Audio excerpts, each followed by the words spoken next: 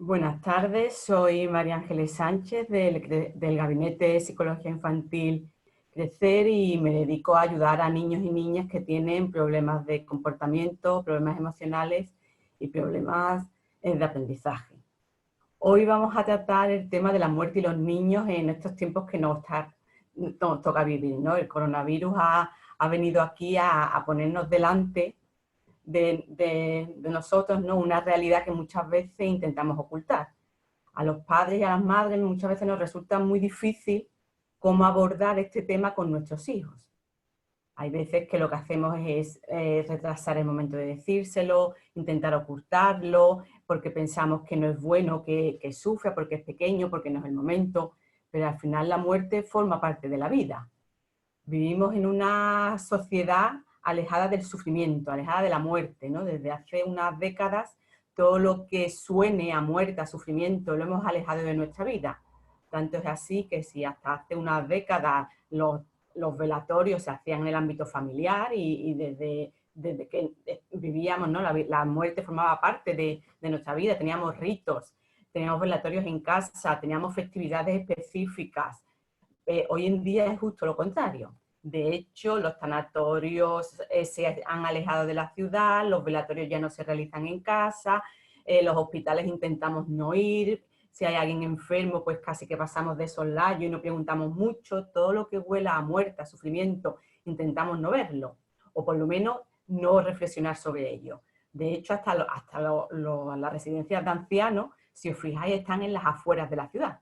Todo lo que suene a enfermedad y enfermedad va asociada a muerte, pues queremos como que no verlo, ¿no? Sin embargo, la muerte es un proceso al que todos vamos a llegar más tarde o más temprano. Sin embargo, sí es el gran tabú de las sociedades modernas. Esto ha hecho que la naturalidad con la que en otras sociedades o en otras épocas se vivía el tema de la muerte, hoy en día no es así. De hecho, es uno de los miedos, digamos, más activos y que incluso muchos adultos van a consulta y niños porque es un miedo irracional, un miedo al que yo me da miedo morirme y entonces empiezo a entrar en una cascada de ansiedad y de malestares varios, ¿no? El no tener esto como naturalizado hace que nos perdamos el saber implícito que esto conlleva, es decir, no sabemos cómo enfrentarnos a esta realidad que nos duele, pero bueno, el dolor forma parte de la vida. Y si hay algo que es evidente y que muchas veces nos negamos es que el dolor, ¿cómo se pasa? Pasándolo. Es imposible no querer vivir ese dolor. La muerte nos genera tanta angustia y de hecho tanto malestar y no sabemos cómo hablar de ella, que intentamos por todos los medios apartarla de nosotros y sobre todo apartarla de los niños, como si fuese algo que no tenga nada que ver con ellos. ¿Por qué? Porque ese instinto de sobreprotección, especialmente en España, no sé si sabéis que España es uno de los países con los indicadores de sobreprotección infantil más elevados.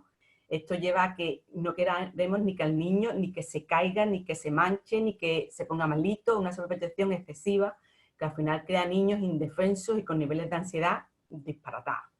Este instinto de protección, como decía, es el que nos hace que le neguemos a los niños el derecho a saber lo que sucede y por lo tanto no pueden desarrollar habilidades de afrontamiento. Pero incluso los niños y niñas más pequeños sufren por la muerte, porque aunque no se lo queramos decir, ellos se dan cuenta, investigan, oyen, escuchan. De hecho, si tenéis niños de menos de entre 5 y 7 años, una pregunta que normalmente, porque se suele hacer a las mamis llevamos en general mal, es cuando tu hijo o tu hija de 4 o 5 años viene un día y te dice, mamá, ¿tú te vas a morir? Entonces, mamis no saben dónde meterse, ¿no? Muchas de ellas lo que dicen, anda, déjate de tonterías, no digas esas cosas. Otras madres dicen, no, yo no me voy a morir, porque queremos negarnos la dar, o simplemente hacemos como el que no lo hemos escuchado. Ahí que estamos transmitiendo al niño. Estamos por una parte engañándole, estamos transmitiendo la idea de que esto es tabú, esto no se habla. ¿Qué sucede? Que esto lo que hace es que el niño, ese miedo, esa inquietud, se dispare. Los niños a partir de 4 o 5 años son muy curiosos y quieren saber de todo y la muerte forma parte de esa sabiduría. Y si le negamos el derecho a saber, estamos negándole esa sabiduría como decía antes, ¿no? Entonces cuando estamos en esa situación en la que nuestro hijo nos pregunta, mamá, ¿tú te vas a morir? Pues lo mejor es intentar afrontarlo con los pies en la tierra, ¿no? Con realidad. Entonces es como decirle, mira, le podemos decir, mira cariño, yo de momento como que no entra en mis planes, pero es algo que no depende de mí. Son situaciones que pueden suceder, pero lo que sí quiero que te quede claro es que aunque eso sucediera, tú vas a seguir al cuidado de alguien, porque afortunadamente tienes muchas personas que te quieren, los abuelos, las abuelas, los titos, papá, primos, que se van a encargar de cuidarte. Porque ¿cuál es el miedo que subyace detrás de esta pregunta? Los niños al final quieren saber tres dudas. Por una parte, si ellos son los causantes de que eso pueda suceder. ¿Por qué? Porque muchas veces, y no nos controlamos los adultos muchas veces en algunos comentarios cuando le decimos a los niños, es que cualquier día es que me tienes, es que me va a dar algo. Pues eso es un miedo, que me va a dar algo. Si yo veo que mamá o papá malitos, vamos a ver qué pasa. Entonces, hay que tener cuidado con los mensajes que se le transmiten a los niños. Entonces, es importante que a ellos le quede muy claro que, aunque desafortunadamente nos sucediese algo, es algo que no depende de ellos, que no depende de su comportamiento, de que ellos lo deseen, porque sobre todo cuando son más mayores, y eso yo me hace mucha gracia cuando le pregunto a mis niños en las consultas y les digo, ¿tú no has deseado nunca que mamá o papá se mueran? Ellos al principio te lo niegan, pero después ellos dicen, bueno, ¿y tú cómo lo sabes? Porque yo siempre les digo, eso es un deseo que todo ser humano ha tenido en algún momento, porque mamá o papá no nos han dado lo que queríamos, porque estamos enfadados. Todos en algún momento hemos deseado la muerte de nuestros progenitores. Y quien diga que no, yo francamente cuestiono mucho ese sentimiento. Puede ser que lo tenga oculto o que no quiera recordarlo, pero todas las personas, porque forma parte del desarrollo normal de un niño. Entonces, él quiere saber que él no es el causante de ese mal, de ese desenlace fatal, con lo cual tenemos que asegurar de decirle eso, que si pasase, que no se preocupase, que no iba a ser culpa de él. Lo segundo que quiere saber es si le puede suceder a él o a otras personas que él quiera. Pues decirle, mira, la muerte generalmente no, por mucho que lo desees, o no se contagia, me puede pasar a mí o le puede pasar a papá o a otro ser querido, pero el que fallezca uno no significa que se contagie como si eso fuera un virus. Eso hay que dejarlos, especialmente en este momento, muy claro a los niños, porque ellos están escuchando constantemente en las noticias hablar del tema muerte, contagio, con lo cual ellos es muy fácil que asocien que ese contagio del virus significa contagio de muerte. Y por otra parte, ellos también quieren saber quién cuidará de ellos. ¿Cómo me va a afectar a mí? Pues eso, dejarle claro que no tiene nada que ver con que ellos lo deseen o no, que no se contagia y que además siempre va a haber personas que cuiden de ellos. Además, la muerte genera mucha curiosidad en los niños, tanto es así que, si os paráis a pensar, la mayoría de dibujos animados de hoy en día, históricamente, a partir de una edad, ¿de qué tratan? De la muerte. Las películas o las series de zombies, de vampiros, ¿por qué? Porque ellos quieren saber. Y hoy en día están más en boga porque, como desafortunadamente los mayores no estamos educando ese área, se están encargando los dibujos animados de dar salida a esa inquietud.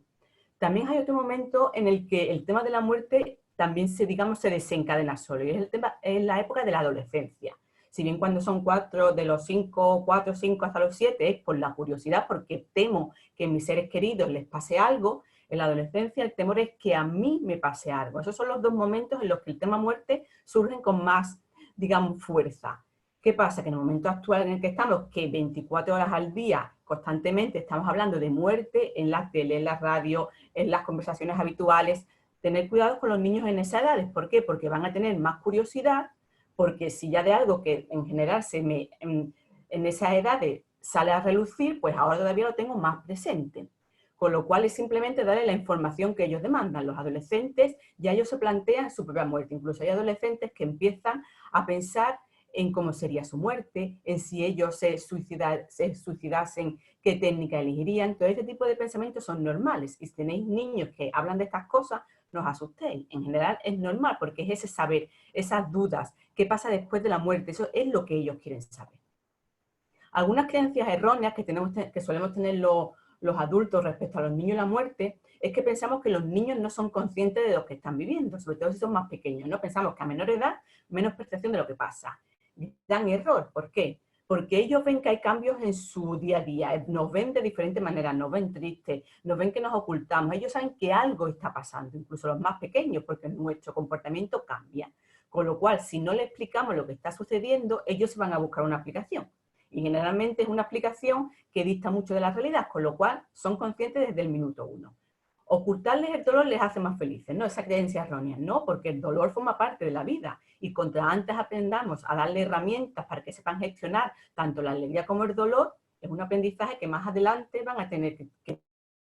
De hecho, se sabe que como un niño le hayan ayudado, el primer duelo que pasa a un niño va a ser la manera en la de que mayor va a afrontar esos duelos. ¿Por qué? Porque yo ese aprendizaje me lo dan de pequeño. Entonces, si a mí me enseñan que la muerte es algo de lo que no se habla, que hay que ocultar, que es malo, pues yo me va a hacer que mi duelo sea problemático. ¿Por qué? Porque es algo que ya de por sí es malo y encima me ocasiona dolor, con lo cual voy a tener más problemas a la hora de yo poder desarrollar de manera satisfactoria ese duelo. Otra gran idea errónea que solemos tener es que los funerales y los tanatorios pueden traumatizar. Pueden traumatizar si nosotros no preparamos al niño para ese momento. Un niño a partir de 6 años, y si es más maduro, de menor edad, puede estar perfectamente en un tanatorio y en un funeral. Siempre cuando le explicamos a dónde vamos, que va a haber allí, que va a haber personas vestidas de colores oscuros, que va a haber personas que lloren, que mamá y papá también va a llorar y que eso es normal porque estamos canalizando ese dolor que sentimos. Lo que no podemos pretender es llevar al niño sin decirle nada y que de repente llegue allí y vea aquello y se asuste. No, el niño puede ir al tanatorio siempre y cuando le expliquemos qué va a haber allí y cuál es la manera, digamos, correcta de comportarse y que si en algún momento se siente incómodo, nosotros vamos a acompañarle y nos vamos a ir del lugar. El paso del tiempo lo cura todo. Bueno, lo cura todo si yo he hecho un trabajo de curación. Es decir, si yo me hago me caigo en el dolor físico es muy evidente, ¿no? Si yo me caigo y me rompo una pierna, pues yo simplemente porque diga el tiempo lo curará, pues mi pierna no se va a curar. Yo tendré que ponerme unas cayolas, hacer rehabilitación, porque si no, se va a curar, pero de aquella manera. Si estamos tristes, el fallecido estará triste. Muchas veces le decimos a los niños, no podemos estar tristes porque si te estuviera viendo papá o el abuelo, se pondría más triste. Vamos a ver, no, tenemos todo el derecho del mundo a estar tristes. De hecho, lo lógico es que estemos tristes. A mí hay algo que siempre me sorprende mucho y que se puede ver a diario y en ese analfabetismo emocional es cuando un niño o una niña pequeño se cae, se hace daño y llora. Siempre viene rápidamente un adulto al que dice, venga, venga, venga, que no pasa nada, venga, límpiate y sigue jugando. Como que nos molesta que esté llorando, cuando lo lógico es que esté llorando. Si se ha caído y se hace daño, lo lógico es que llore. Lo que no es normal es que no llore y siga jugando. Pero sin embargo nos incomoda tanto y nos sentimos tan mal y tenemos ese mensaje ahí que va a fuego de que el sufrimiento es maligno, que lo que no queremos es que sufra. Pero eso también lo vemos entre los adultos. Si de repente estamos en un lugar y un adulto se pone a llorar, el resto de adultos rápidamente vamos no a consolarle, no seamos hipócritas. Vamos a decirle que deje de llorar, que no pasa nada, lo que queremos es que deje de llorar. Que esté bien o mal o regular, eso como que nos da igual. Queremos que deje de llorar porque nosotros nos sentimos incómodos pidiéndole que deje de llorar por egoísmo. ¿Por qué? Porque no sabemos cómo gestionar esa situación. Pero al final, ¿qué es el duelo? Pues el duelo al final es un proceso de adaptación emocional que sigue a una pérdida que hemos tenido. Un duelo es lo que estamos viviendo ahora mismo, estamos viviendo muchas personas un doble duelo. El primer duelo es porque hemos perdido nuestra forma habitual de vivir, es una pérdida, y las personas que desgraciadamente han tenido un fallecimiento de un familiar tienen un doble duelo. Entonces, el niño va a lo largo de su vida va enfrentándose a muchas pérdidas, por lo tanto, contra antes eduquemos y le demos herramientas para saber gestionar esa pérdida, pues mucho mejor. Un duelo ante una muerte, ¿qué es? Es un proceso, con lo cual tenemos que ser conscientes que necesita tiempo y como un proceso tiene altibajos. Hay días en los que estaremos mejor, días en los que estaremos peor, veces que adelantaremos, veces que retrasaremos. ¿Por qué? Porque es un proceso, digamos, pues que tiene subidas y bajadas. Al ser un proceso dinámico y activo, hace que cada persona necesite su tiempo. Es decir, incluso la misma persona ante diferentes duelos reacciona de manera diferente. No es lo mismo la primera vez que te enfrentas a la muerte de un ser querido que cuando ya tienes una experiencia previa, o no es lo mismo que te coja en un momento evolutivo que otro, o no es lo mismo que estés acompañado, que sea una muerte inesperada, una muerte que se veía venir. Es decir, un duelo nunca es igual de una persona a otra, ni de la misma persona ante la muerte de diferentes personas. Por eso tenemos que respetar que nuestro hijo tenga su ritmo, igual que tenemos que nosotros tengamos el nuestro. Además, ese duelo no es, como decía antes, simplemente le damos tiempo y se resuelve solo. No, tenemos que hacer un trabajo en el que nos sirva para que ese duelo lo desarrollemos de manera, digamos, lo digiramos de manera correcta. Y para esto, ¿cómo se hace? Pues, entre otras cosas, es dándonos permiso para estar mal y para sufrir. ¿Principales diferencias entre el duelo adulto y el infantil? Bueno, la vida del niño no se para, no se interrumpe, sigue su ritmo, si bien es verdad que de vez en cuando se acuerda de aquello que ha pasado. En un adulto es diferente, muchas veces esa pérdida supone que el resto de nuestras actividades también se interrumpen. Los niños generalmente resuelven el duelo de manera más rápida. ¿Por qué? Porque, bueno, pues igual que resuelven más rápido otros asuntos. Mantener la rutina es esencial y además es un factor de protección en general en los niños para todo, ¿no? Las rutinas en los niños les dan estabilidad y son muy necesarias. En el tema de duelo, pues igual.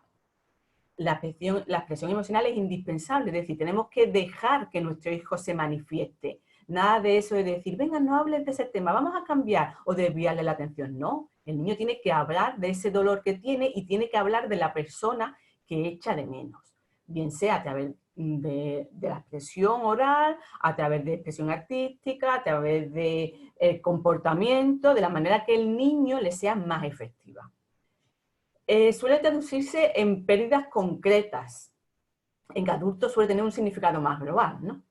El concepto de muerte es limitado y avanza con la edad, por eso es importante ir trabajándolo con ellos.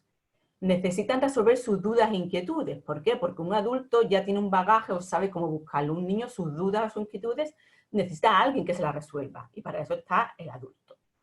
La información que reciben está influida por lo que digan los adultos, porque ellos hay mucha información que no conocen, como ha sido el suceso, qué ha pasado, eso se lo tienen que dar los adultos, con lo cual, contra más información, más veraz y más acorde a su edad siempre, pues mucho mejor. ¿Cómo explicarle la muerte a los niños? ¿No? Bueno, pues lo primero es informarles lo antes posible y a ser posible por personas cercanas, especialmente si son sus progenitores, y en un lugar tranquilo y seguro. Si puede ser la casa, mejor. ¿Por qué? Porque el niño tiene que entender que tiene derecho en ese momento a expresarse de la manera que crea oportuna, igual que el progenitor que se lo esté contando. Es decir, pues si yo estoy en un sitio ruidoso, en un sitio que no es mi casa, pues yo a lo mejor no me encuentro con la libertad de expresar determinadas emociones. Lo antes posible, ¿por qué? Porque el niño en el momento que él empieza a captar cosas y empieza a querer escuchar autadillas, entonces voy cogiendo mensajes de aquí, de allí, con lo cual al final tengo una información un poco caótica y una información que generalmente no es muy fiable. Y además, ¿qué sucede? Que cuando yo no te lo digo al final y te lo digo más tarde, yo tengo la sensación de que tú me has engañado, de que no me has querido contar la verdad. Yo aquí siempre me acuerdo de una niña que tenía 4 años, que bueno, era muy inteligente, tenía altas capacidades y que bueno, su madre había perdido a su padre con el que, en este caso, el abuelo de la niña, que estaba muy unida. Y ella veía que su madre de vez en cuando, su madre estaba rara, y de vez en cuando se metía a la habitación y venía con la cara roja y como ella veía que algo pasaba, ¿no? Entonces esta niña, que era muy inteligente, llegó un día que se sentó delante de su mamá y le dijo, mamá, yo sé que pasa algo, porque yo te veo que tú estás llorando aunque no me lo digas. Y yo he estado pensando y yo no he hecho nada para que tú estés así de triste. ¿Qué ha pasado? Pues que había pasado, que su abuela había fallecido hacía 2 semanas y que la madre tenía miedo de decirle a su hija que su abuelo tan querido había fallecido. Bueno, pues a esta niña le costó muchísimo perdonar a su madre. ¿Por qué? Porque ella se sentía engañada. ¿Cómo no le habían dicho que su abuelo había fallecido? Porque además ella quería decirle adiós, despedirse. Es verdad que esta reacción no es muy típica de una niña de 4 años, que eso es más normal a partir de los 6. Porque es verdad que los niños de menos de 5 años el concepto de la muerte lo entienden regular. Pero estábamos hablando de una niña que tenía un nivel cognitivo de una niña de 9 o 10 años. Hay que decirle la verdad de lo que ha sucedido. Pues si ha sido un accidente, si ha sido una muerte repentina. En este caso, bueno, pues ¿qué podemos decirle? Pues mira, el abuelito o la persona que sea estaba en el hospital y estaba muy, muy, muy, muy, muy malito. ¿Por qué recalco lo de muy? Porque si simplemente decimos, mira, el abuelo estaba malito, lo llevamos al hospital y ha muerto. Sobre todo los más pequeños que van a entender. El hospital es un sitio peligroso, porque es un sitio al que tú vas y te mueres. Y además, ¿qué pasa? Que el estar malito ya de por sí es un riesgo de que te puedes morir.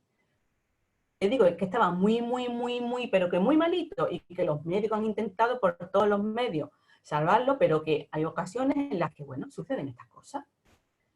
Explicar la muerte en términos reales, sobre todo si son más pequeños de 5 años. ¿Por qué? Términos reales en el sentido de que la muerte es irreversible, es para siempre, definitiva, y que supone el fin de las funciones vitales. ¿Por qué? Porque aunque tú expliques esto, si son niños de menos de 5 años, ellos piensan que tú te mueres y, digamos, después vuelves a la vida. Tú estás muerto, pero yo ahora estoy vivo.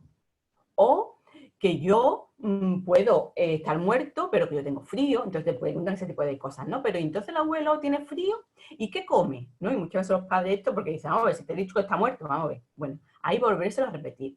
Sobre todo si le puedes poner ejemplos de cosas que ellos conozcan de la naturaleza, ¿no? Puedes decirle, mira, ¿te acuerdas cuando íbamos un día andando y vimos un pajarito que estaba en el suelo, estaba muerto y que yo ya te conté que ese pajarito, bueno, porque lo íbamos a enterrar y que ya no podía comer, en fin, o si no, tirar de cuentos, hay innumerables cuentos.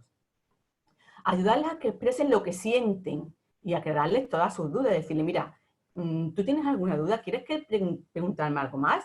¿Te gustaría saber por qué? Incluso cuando son niños más pequeños, de menos de 6 o más o menos, muchos tienen tanta curiosidad que empiezan, y cuando te mueres, ¿qué pasa? Y después, y antes, ¿no? Y muchas veces los padres están como descolocados, bueno, tampoco pasa nada por decirle al niño, mira, pues no lo sé, yo te puedo decir lo que yo creo que sucede, pero realmente no lo sé, o si quieres lo buscamos, lo investigamos. Incluso hay niños que su curiosidad va a que ellos quieren ir a cementerios. Y eso muchas veces a los padres les da mucho reparo, ¿no? ¿Cómo voy a llevar yo a mi hijo al cementerio? Bueno, pues sí, pues una visita como otra visita más. Pues mira, este es el sitio donde cuando uno fallece te entierran, o este es el sitio de la ceniza, pues son cosas que se pueden contar y normalizar. Asegurarnos, como decía antes, que entiende perfectamente que él no es el responsable de la muerte de ese ser querido, sino que ha sucedido porque hay veces que las cosas suceden. Importante, restablecer cuando antes su vida cotidiana y no descuidar las rutinas, por lo que decíamos antes, ¿no? Porque las rutinas me dan seguridad y por lo menos yo sé que mi vida, que a mí me va a afectar a nivel emocional, pero que mi vida al fin y al cabo va a tener ciertos cambios, pero que esto no va a ser la catombe. Explicarles que la muerte no significa que nos olvidemos de la persona. Tienen miedo a que yo no me voy a acordar de mi abuelo o no me voy a acordar de mi padre, ¿no? O tienen como ese miedo, ¿no? Pues no, de hacerles ver que vamos a ver, la persona se ha ido físicamente, pero que esa persona sigue en nuestro corazón, seguimos queriéndola, sigue en nuestros recuerdos, en nuestra memoria. Tenemos fotos, vídeos. Puedo contarte anécdotas que me pasó a mí o tú contame las que te pasó a ti con esa persona. Mientras que el recuerdo siga vivo, esa persona sigue formando parte de nuestra vida. Hablar de la persona con asiduidad. Muchas veces los adultos, como a nosotros también nos duele, lo que hacemos es que corremos con un tupido velo, ¿no? Entonces ya esa persona dejamos de nombrarla. Incluso hay veces que pasamos a que quitamos la foto, entonces como, bueno, lo que no se nombra no existe. Eso es un gran error, porque al final yo que estoy haciendo es tapando, no, negándome el derecho a sufrir, con lo cual lo que no sufra ahora voy a sufrirlo más adelante, porque a todo aquel dolor que no trabajo y que no metabolizo es un dolor que cada vez se va agrandando y que además cuando menos lo espere y cuando yo esté más tranquilo va a salir a florecer, vamos, como una cascada. Y en este caso es difícil porque no están yendo a la escuela, pero también es importante decirlo en la escuela. ¿Por qué? Porque hay muchos niños que lo manifiestan en la escuela, ¿no? Y de repente su nivel académico baja, o están más irritables, o niños que eran muy tranquilos, de repente empiezan a pegar, o empiezan a comportarse mal. Es importante que la escuela lo sepa. ¿Por qué? Porque para cuando vea esos cambios, que sepa a qué atribuirlos. ¿Qué aspectos pueden facilitar o dificultar la comprensión de la muerte? Bueno, pues como decía, los menores de 5 años es simplemente decirle eso, repetirle muchas veces y ser conscientes de que, aunque nosotros le hayamos dicho que el abuelo se ha muerto, pues a lo mejor mañana nos dice, bueno, ¿cuándo vamos a ir a comer con el abuelo? Vamos a llamar al abuelo, porque eso, ellos no se acuerdan que eso es definitivo e irreversible. Pues ahí le volvemos a explicar que aunque nos gustaría, pero que no es posible porque el abuelo ha muerto. De los 6 a los 10, bueno, pues, ¿qué facilita? Pues los rituales, el dejarle participar, si ellos lo desean, en esa despedida, responder a su curiosidad, permitir que expresen sus emociones. Si hay un desenlace previo, como en este caso, ¿no? Pues si el abuelo o la familiar está en el hospital porque está infectado por COVID y preveemos que puede haber un desenlace fatal, pues irle anticipando la noticia, es decir, el abuelo está mal, están intentando salvarle, pero no sabemos qué va a pasar y cabe la posibilidad de que el abuelo fallezca. Valorar su opinión y no pensar que porque es un niño no tenemos por qué escucharle. ¿Qué cosas dificultan, no? Por contra, pues no responder sus dudas, ¿no? Porque si no al final la imaginación vuela o ellos buscan alternativas por otros lados, no explicarle cómo son los rituales, ¿no? O negarles el derecho a ir y ocultarles los detalles del fallecimiento. De los 10 a los 13 años, pues enseñar, ¿qué facilita? Enseñarle el valor de los recuerdos, el que esa persona siempre va a estar ahí a través de los recuerdos, compartir nuestra experiencia con él, decirle que nosotros también estamos mal, compartir nuestro dolor. El dolor que se comparte es más fácil de llevar y vamos a ser un modelo para nuestros hijos. Va a ver cómo nosotros nos damos derecho a llorar, a pasarlo mal, bueno, no sucede nada. Compartir emociones y sentimientos, ¿no? Solicitar su ayuda en ritos de despedida. Pues tú quieres que mandar unas flores, quieres que hagamos una carta, cualquier cosa que el niño ayude a esa despedida. ¿Qué dificulta? Pues usar frases que dificulten esa expresión emocional, ¿no? Eso ahora no viene a cuento, no vuelvas a decirlo, no me cae bien cuando hablas de esa manera. Atosigarle constantemente, ¿qué te pasa? ¿Qué te pasa? ¿Pero por qué estás triste? Vamos a respetar el sitio de cada uno o invadir su intimidad.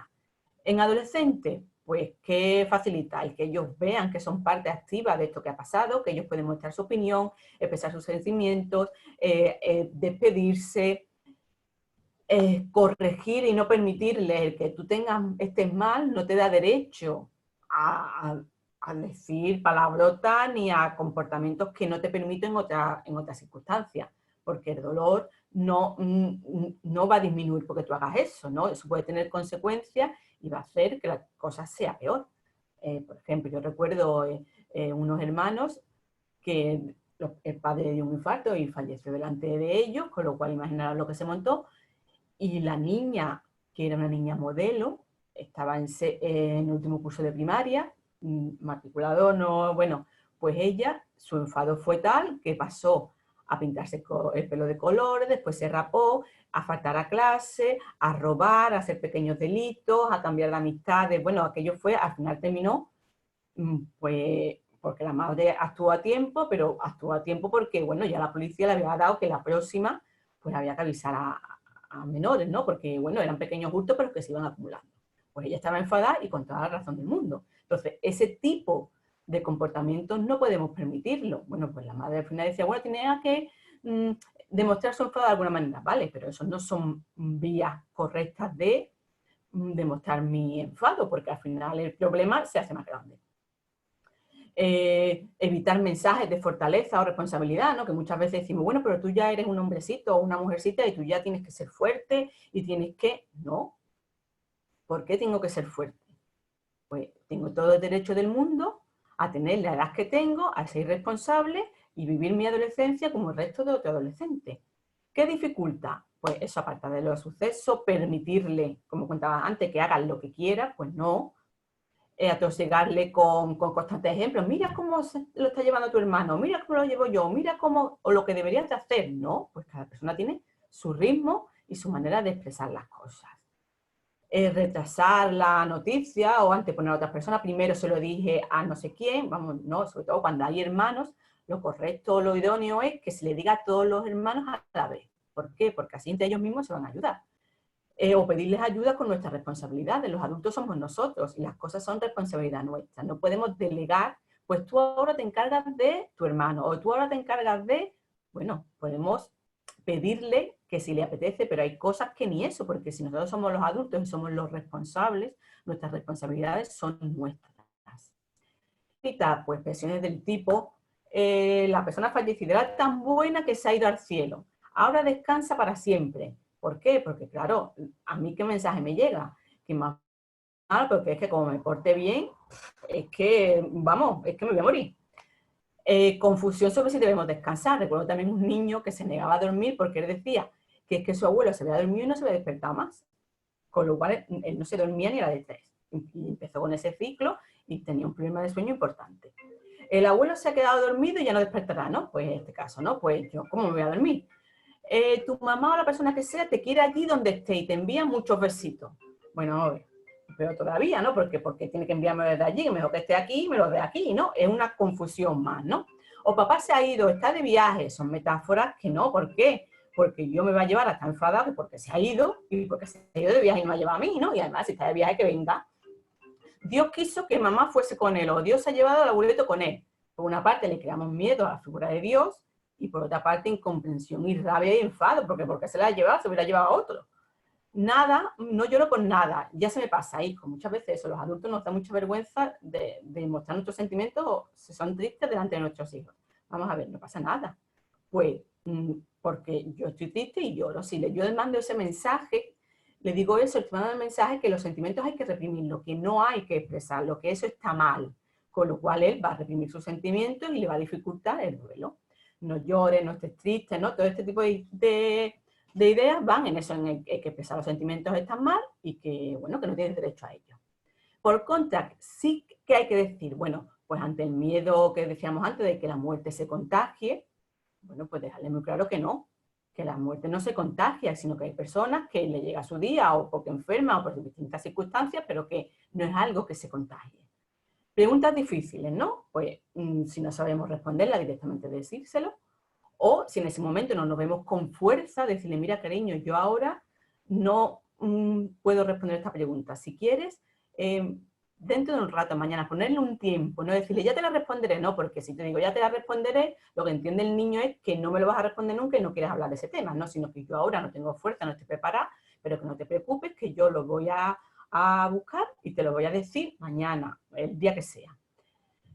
¿Por qué tuvo que enfermar? ¿No? ¿Por qué se ha muerto? ¿Por qué no ha pasado a nosotros? Bueno, pues que hay veces que simplemente las cosas suceden, no sabemos por qué. Cuando los niños se sienten culpables por la muerte de algo, ¿no? Porque muchas veces eso, pues si yo te he deseado la muerte a alguien, pues y sucede, pues la culpa que llevo encima, pues no decirle que desee, porque entonces puedes desear, si todo lo que se desease se consiguiese, pues las cosas no van así, ¿no? Y ahí tiene muchos ejemplos o ella de eso mismo, ¿no? Según nuestras creencias religiosas, ¿no? Si somos religiosos, pues podemos explicarle, pues según la nuestra, de manera que el niño lo entienda. Cuando no podemos evitar llorar delante del niño, bueno, pues decirle que es que nosotros también estamos tristes, echamos de menos a esa persona, la queríamos, y que simplemente las lágrimas están demostrando todo ese amor que tenía y nos van a ayudar a que ese dolor vaya disminuyendo. Cuando los niños preguntan si lo volveremos a ver, pues decirle que lamentablemente no, que podemos verlo en fotos, en vídeos, que en recuerdos, pero que físicamente es imposible. ¿Cómo le podemos ayudar? ¿No? Bueno, como bien digo ahí, el dolor es algo que no puedes evitar a lo largo de tu vida, pero sí puedes elegir cómo llevarlo. ¿Qué cosas podemos tirar? Bueno, pues de dibujos, que dibujen lo que sienten, qué les gustaría decirle a esa persona. La caja amiga. La caja amiga no es más que una caja en la que metemos todas aquellas, el niño mete todas aquellas cosas que quiere recordar de la persona, desde fotos, si le hizo algún dibujo, si quiere alguna historia que él cuente de algo que vivió con ella, o sea, todas esas cosas que me van a servir para no olvidarme de esa persona y que yo quiero tener en esa cajita mágica. Jugar a preguntas y respuestas, tirar de fotos, música, manipulación, puede decir, utilizar de plástica, ¿no? Pues plastilina, barro, cualquier cosa que nos ayude a elaborar ese dolor, ¿no? Lecturas de cuentos, explicación de películas, hoy en día se puede tirar de innumerables cosas, ¿no? Yo aquí he traído algunas, ¿no? Por ejemplo, para los niños más pequeños, pues está este cuento que a mí me gusta mucho, Siempre te querré, pequeñín, pues un poco para explicarle eso, ¿no? Que aunque las personas se van, aquí en el cuento lo que explican es que se convierten en estrellas y que cada vez que mires al cielo puedes acordarte de ellas, están allí, ¿no? O cuentos clásicos como La Cenicienta, Blancanieves, el tema de la muerte, si os fijáis, está en todos los cuentos. Y desde pequeños, ¿por qué? Porque es que es algo que está ahí. En películas, pues Rey León, Frozen, Bambi, es que hay tropecientas. Para los niños un poquito más mayores, pues también está este cuento, ¿no? No te vayas. ¿Por qué? Porque es verdad que los niños cuando se desencadena este miedo a la muerte, muchas veces ellos lo manifiestan a través de que no quiero, empiezo a acumular cosas. Si tenéis niños o habéis tenido niños estos desde los 5 hasta los 7, sabéis de qué os hablo. De repente todo lo guardan, las piedras que se encuentren, los papeles, entonces van acumulando, acumulando, acumulando y son incapaces o cualquier cosa se rompe y es un drama. No quieren soltar nada, ¿no? Perder nada, porque es ese miedo a no te vayas, no me dejes, el miedo a la pérdida.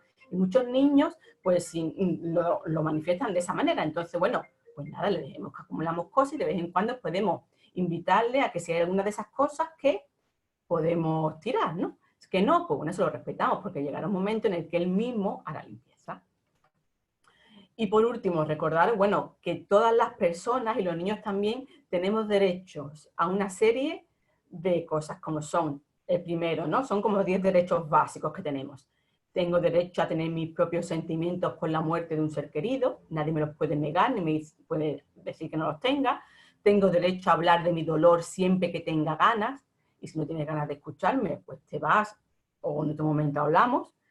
Tengo derecho a expresar mis sentimientos a mi manera, siempre y cuando no cree un mal mayor o dañe a nadie. Tengo derecho a que los demás me ayuden a sobrellevar el dolor, es decir, a compartir mi dolor y que a carga, que sea un poquito más ligera. Tengo derecho a disgustarme con los problemas normales y cotidianos porque yo estoy mal y algo que en este momento no tendría mucha importancia, ahora sí la tiene. ¿Por qué? Porque, bueno, yo estoy mal. Tengo derecho a sufrir oleadas de dolor. ¿Esto qué significa? Que de repente me hunda en la miseria y después de repente empecé a disfrutar y estoy riéndome porque como es una ola que viene y va y no sucede nada, no es algo anormal. Tengo derecho a apoyarme en mis creencias religiosas para estar mejor, si las tengo, o en mis creencias, si no son religiosas, filosóficas, como queramos llamarlas. Tengo derecho a preguntarme por qué ha muerto la persona a quien quería, intentar darle una explicación lógica, o por lo menos mi explicación. Tengo derecho a recordar a la persona que ha muerto y a hablar sobre ella. Nadie puede decirme que no hable de esa persona. De hecho, las primeras etapas del duelo es una constante repetición, constante hablar sobre esa persona. ¿Por qué? Porque eso me ayuda a que mi cerebro entienda que eso ha sucedido, que eso es una realidad que yo tengo que elaborar. Y por último, tengo derecho a seguir adelante y sentir mi dolor y con el tiempo curarme. ¿Por qué? Porque el duelo al final tiene tres fases, ¿no? Una de intenso sufrimiento, una segunda de elaboración de esa pérdida, en la que están estas oleadas de dolor, y una última en la que esas oleadas van siendo cada vez menos y yo voy metabolizando ese dolor hasta que llega un momento que soy capaz de volver a una normalidad como no tanto como la de antes, pero aprendo a vivir con ese dolor y con esa pérdida. Como bien digo aquí, el pesar oculto, con un mono cerrado, quema el corazón hasta reducirlo en cenizas. Por eso tenemos que airear nuestros sentimientos y contarlos. Y hablar de nuestra pena nos ayuda a calmarla. Y por último, algo que sí tenemos que transmitirle a los niños es que ellos tengan muy claro que la persona se fue, pero que se quedó en nuestros corazones para siempre. Muchas gracias y si tenéis alguna duda, pues ahora os la resuelvo o si no podéis mandármela a través de info@crecerpsicologiainfantil.es.